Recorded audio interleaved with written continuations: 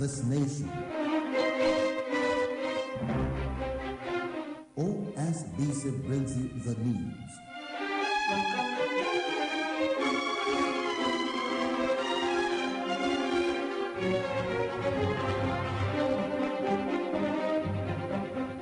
News across the country.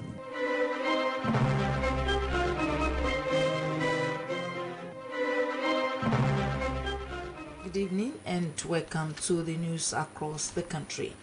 Political analyst warns electorates against vote buying. Supreme Court strikes out federal government suits on Electoral Act. Fashion News today focuses on the essence of beads as a fashion accessory. Erosion wreaks havoc in Gombe. Electorates have been admonished to vote for the candidates of their choice rather than selling their conscience.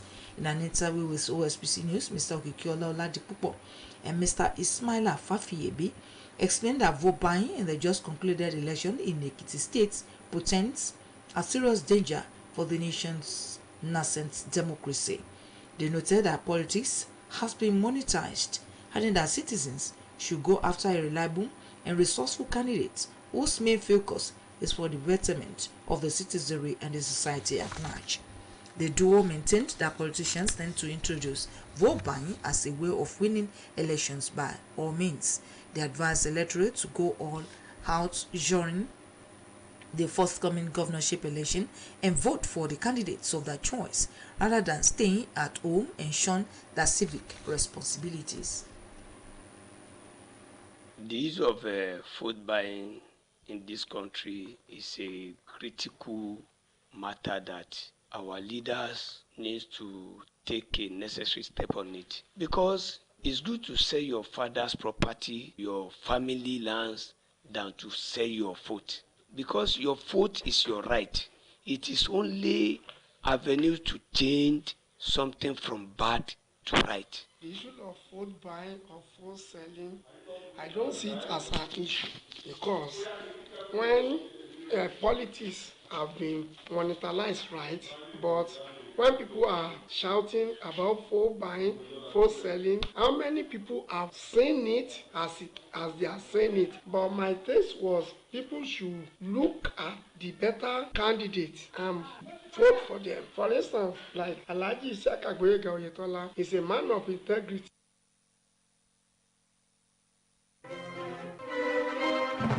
In the meantime, the Campaign Council for the re-election of Governor Adegoke Oyetola has condemned the alleged attack by the main opposition party's talks on members of the APC and Innocent Bysanda in Elisha West local government. Released by the Director, Media and Communication for Campaign Council, Oluwamosunday Akere, explained that the attack on innocent party members, school children and teachers occurred in the early hours of today, when people filed up on the instruction of the Independent National Electoral Commission (INEC) to collect their permanent voters' cards (PVC) at the designated ward collation centers.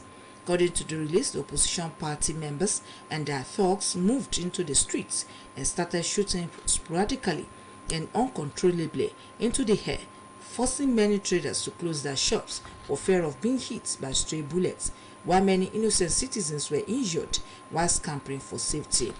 In the meantime, the Oyetola Campaign Council has appealed to all APC members and supporters to remain law-abiding, as the governor, who is the chief security officer of the state, will do all that is possible to maintain peace and tranquility in the state.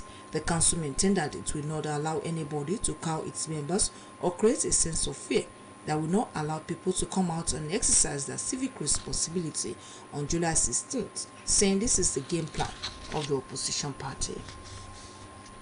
The Supreme Court today struck out President Muhammadu Buhari and Abubakar Malami, the Attorney General of the Federation, suit challenging Section 84(12) of Nigeria's Electoral Act.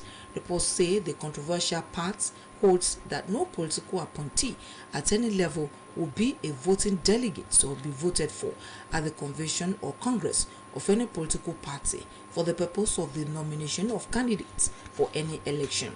The Supreme Court struck out the case, saying it is an abuse of court process.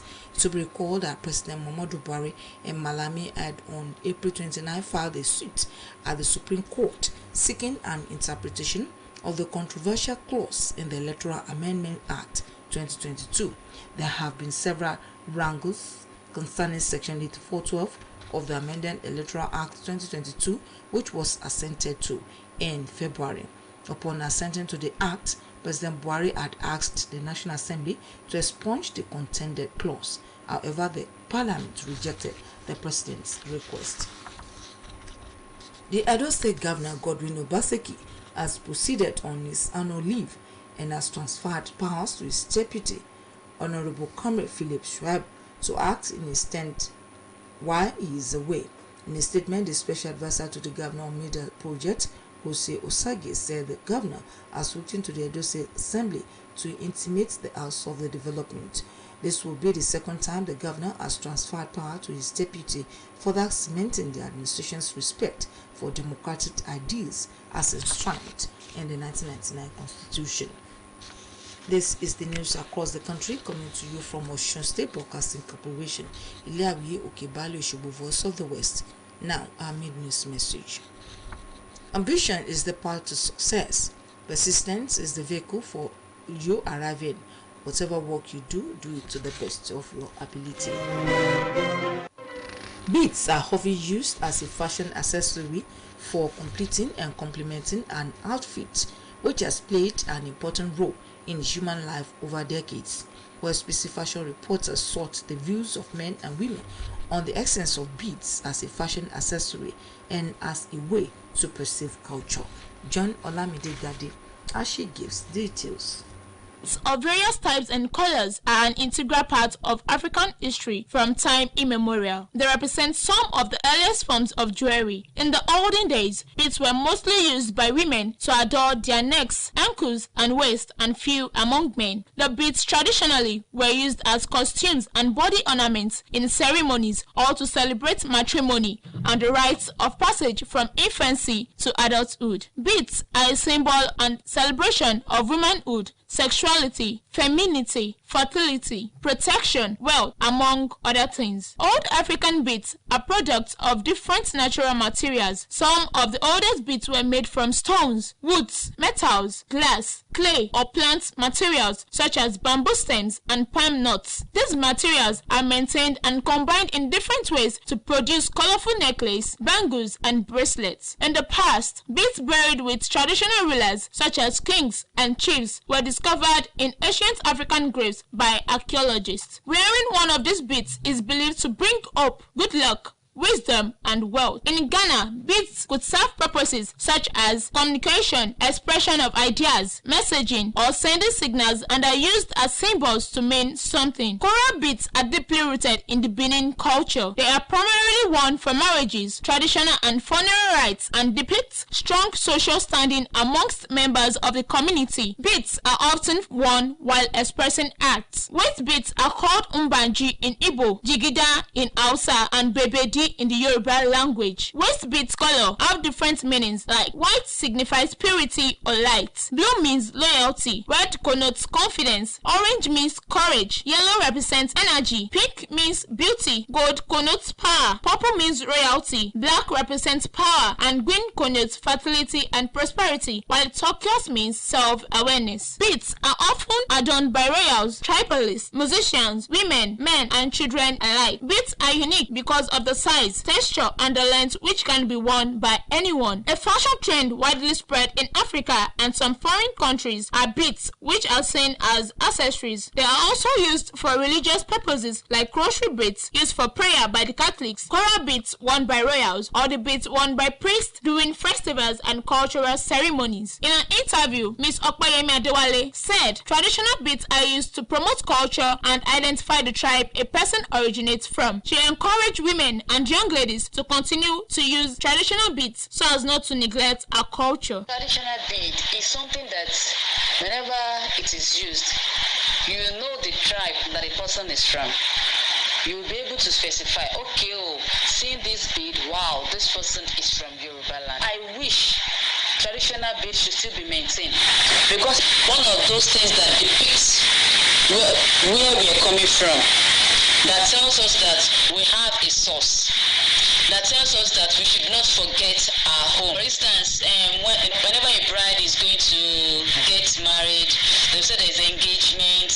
During that engagement, the bride will try her best to dress in traditional way. And bead is one of the things that the bride will try to use. So it beautifies that bride, it brings out the culture.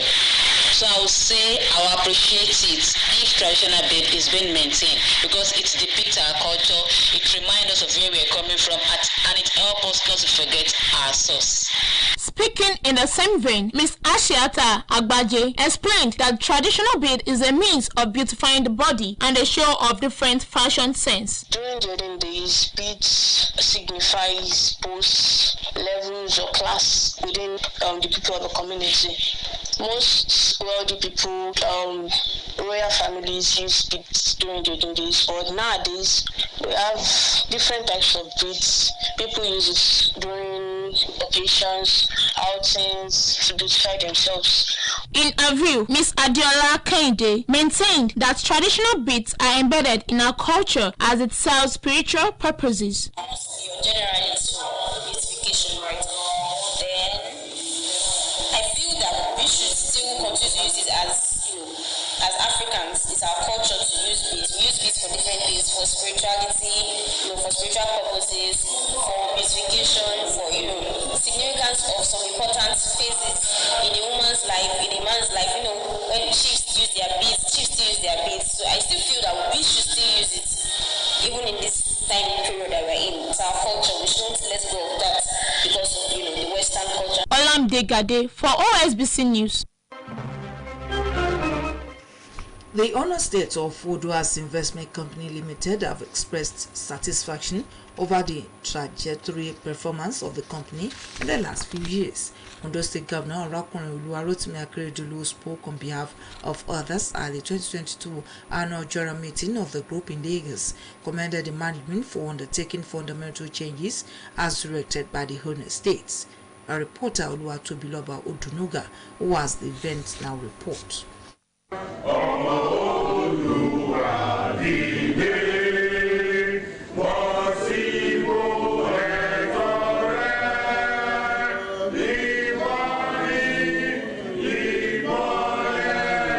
That was the opening anthem of the 2022 annual general meeting of Odua Investment Company Limited held at Osun Hall of Lagos Airport, Ikeja. Dignitaries include the Governor of Ondo State, Arakunrin Rotimi Akeredolu, State Governor, Prince Dapo Abiodun, Governor of Ekiti State, Kayode Fayemi, represented by his deputy, Otunba Bisi Egbeyemi, Secretary to the Osun State Government, Prince Wole Oyebamiji, and other representatives of Ondo, Oyo, and Lagos States, as well as other executive shareholders of the company. In their separate remarks over 2021 financial year results and accounts at the annual general meeting, the 5 governors of southwestern states reiterated their support for Odua Investment Company Limited. Speaking on the occasion, Chairman of the Southwest Governors Forum and Governor of Ondo State, Arakunrin Oluwarotimi Akeredolu, Senior Advocate of Nigeria, commended the management for posting an impressive 2021 performance and dividend payout to shareholders.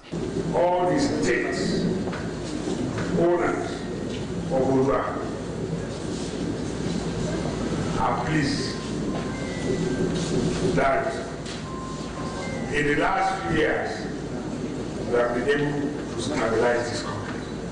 In his goodwill message, the host governor, Prince Dapo Abiodun, noted that the state is deeply committed to the cause of which Odua Investment Company was created to achieve. The same view was expressed by other governors in attendance, who reiterated their support for continued growth and development of Odua Investment Company. As part of the agenda setting for the 40th annual general meeting, the secretary to the Ondo State government, Mrs. Oladuni Odu, moved the motion that the remuneration of the auditors be fixed to be agreed upon by the directors. Secretary to the state government of Osun, Prince Wole Oyebamiji, threw his weight behind the motion, which was subsequently agreed upon. Meanwhile, consequent upon the expiration of the tenure of Dr. Segun Aina from Osun State as chairman, the board of shareholders approved Bimbo Ashiru from Ogun State as the new chairman of the group. This is in line with the established principle of rotation of chairmanship among shareholder states every 4 years as enshrined in the shareholders agreement. Earlier in his address, the outgone chairman of Odua Investment Company Limited, Dr. Segun Aina, appreciated the shareholders for the privilege and rare honor given him to pilot the affairs of the company.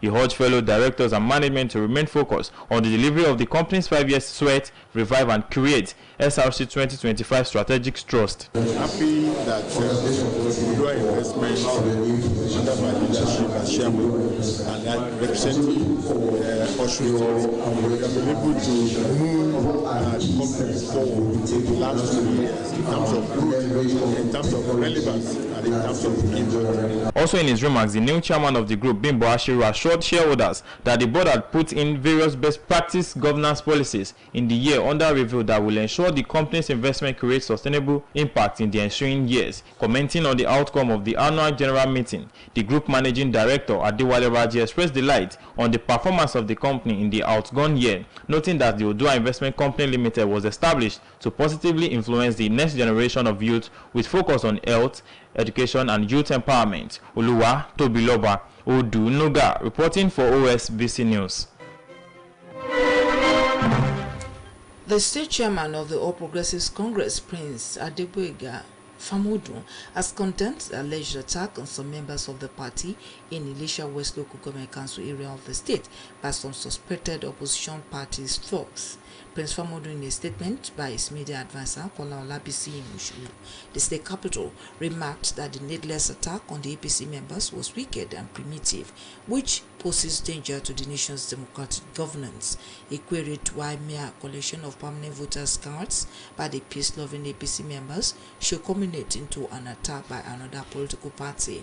The state APC chairman, who enjoined the statutory security organizations in the state to investigate the inhuman approach to election process, reminded the main opposition party and their backers to remember that everyone will be answerable for his or her actions and inactions in the face of the laws of the land. A total of 227 soldiers involved in the fight against insurgency within the northeast of Nigeria have been brought before a general and special court-martial set up by the military for various cases of misconduct. The theater commander of Operation Adinkai, Major General Christopher Musa, disclosed this during the inauguration of a special court-martial to try 29 soldiers at the headquarters of the theater in Malaria Barracks, Maiduguri, Borno State. He said 4 soldiers have been recommended for dismissal and 30 others are to be imprisoned. The General and Special Court-Martial also recommended 25 personnel for reduction of rank, 20 for loss of pay, and 17 others to face severe reprimand. Major General Musa further disclosed that 10 soldiers were discharged and acquitted, 14 cases were struck off, while 107 were recommended for summary retrial. The general explained that the confirming authority for the soldiers rests on the Chief of Army Staff, while the Army Council is the body to ratify the officers before the implementation. He further noted that the whole essence is to ensure there is justice, adding that this is why it has taken the army some time to bring the matter to the fore, lest anyone feels they have been shortchanged in one way or the other. Days after Gombe State continues to reel under the devastating impact of gully erosion that left no fewer than 200 houses damaged and farmlands worth millions of naira washed away, the gully erosion, which hits Bogo community within the metropolis hardest, is not relenting despite effort put in place by the state government to curtail its pact. With their means of livelihood washed away by the destructive erosion, the natives of Bogo are crying out for help and relief. The ward head, May Agowa of Bogo, Alhaji Umar Bakpa, told journalists that his people have been thrown into penury by the devastating erosion and left traumatized by the experience. There is probable anger in Bauchi over the removal of a 16-year-old teenager's eyes by a friend who allegedly deceived him to the bush to carry out the dastardly act. Confirming the incident to Newsman today, the Bauchi commander of the Nigerian police through its PPRO, Ahmed Wakil, said that one Ibrahim of Rafin Zofi, whom the victim has known for some time, lured him to the bush for a menial job on his farm, where he forcefully removed the teenager's eyes. Wakil stated that the commands received a distress call from the ward head of Bochi, Mohamed Lawal, that a boy of about 16 years was found in a pool of blood with 2 of his eyes removed by Dushenjira of Yewa area, Bochi. He said preliminary investigation reveals that the victim's name is Uzuru Salusi of Kwani Gulmanu Jahun quarters. He added that while the victim is currently in the hospital receiving medical attention as demanded by global best practices, the general public will be updated as the investigation unfolds. In the meantime, unknown gunmen in the early hours of today attacked the Okechi Police Area Command, killing an inspector on duty. Information has it that the gunmen were fully armed. It was also learned that part of the area command office was raised by dynamite used by the attackers. The Kogi State Police Public Relations Officer William Ove Aya confirmed the incident in a statement made available to reporters. Aya said, consequent upon the attacks of Okeyi Area Command, the Commissioner of Police, CP Edward Ibuka, had visited the scene for an on-the-spot assessment. He added that the Commissioner of Police was equally ordered the deployment of additional operational assets consisting of operatives of the Police Mobile Force, Counter-Terrorism Unit, Quick Response Unit, and State Intelligence Bureau in synergy with other security agencies to restore normalcy in the area. A week-long burial activities of Sir Johnson Itonla Omoniye, the Babajo of Methodist Church, Ilokojesha, continues this evening with Christian wake at his residence, Oladile Olashore, Ilokojesha. This is contained in a release by the family members. Meanwhile, celebration of life service and interment holds tomorrow morning at Methodist Church, Ilokojesha, while reception follows immediately at the Osowuse Muslim Commercial High School opposite Sir Johnson Itonla Omoni's compound, Ilokojesha. Service of songs and commendation service alongside traditional Wozo dance had earlier held in Lagos and Ilokojesha in honor of late Babajo of Methodist Church of Nigeria. He was survived by many children, grandchildren, and great-grandchildren, and relatives, among whom are High Chief Soma Omoniye and Dr. Oluwakemi Omoniye Ogungbamigbe, Dean Faculty of Information Communication Technology, Federal Polytechnic, Ofa. The Super Eagles have dropped in the latest ranking released by FIFA. Adeyemi Abodeni has more on sports updates.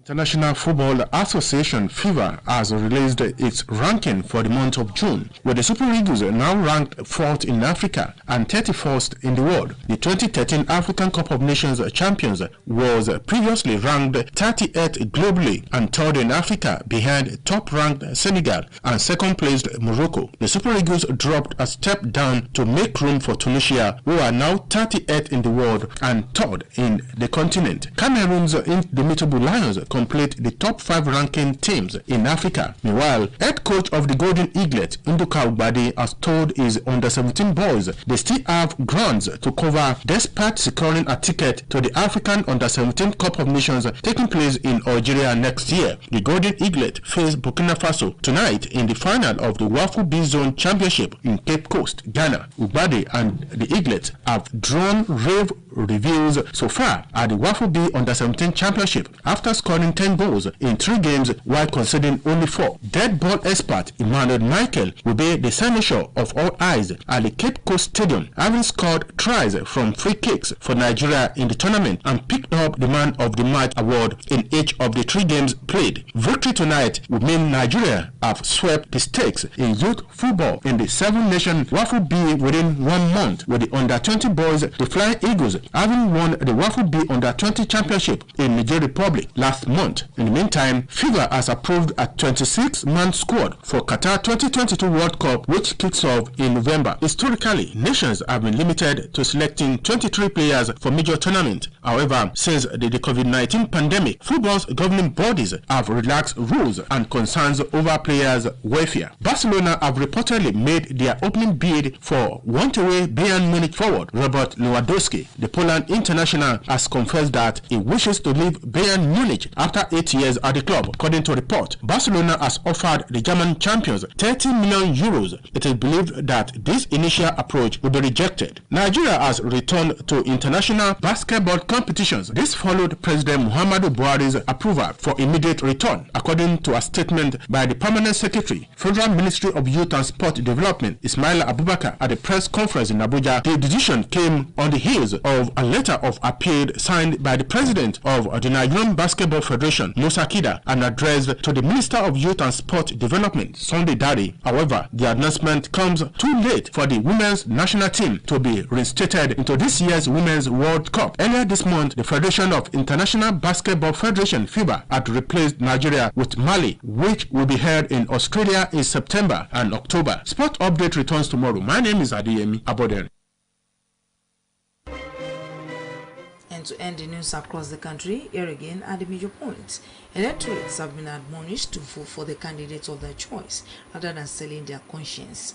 The Supreme Court today struck out President Muhammadu Buhari and Abubakar Malami, the Attorney General of the Federation, suit challenging Section 84(12) of Nigeria's Electoral Act. Fashion is focused on the exchange of beads as a fashion accessory. Days after Gombe State continues to reel under the devastating impact of gully erosion that left no fewer than 200 houses damaged in farmlands, while millions of naira washed away. The gully erosion, which hits Bogo community within the metropolis Ades, is not relenting, despite effort put in place by the state government to curtail its impact. That was the news across the country, edited by Nathaniel Oyuguki and delivered by Ulushola Egbodofo. For more errors, can visit www.osbcng.org. Thanks for listening today.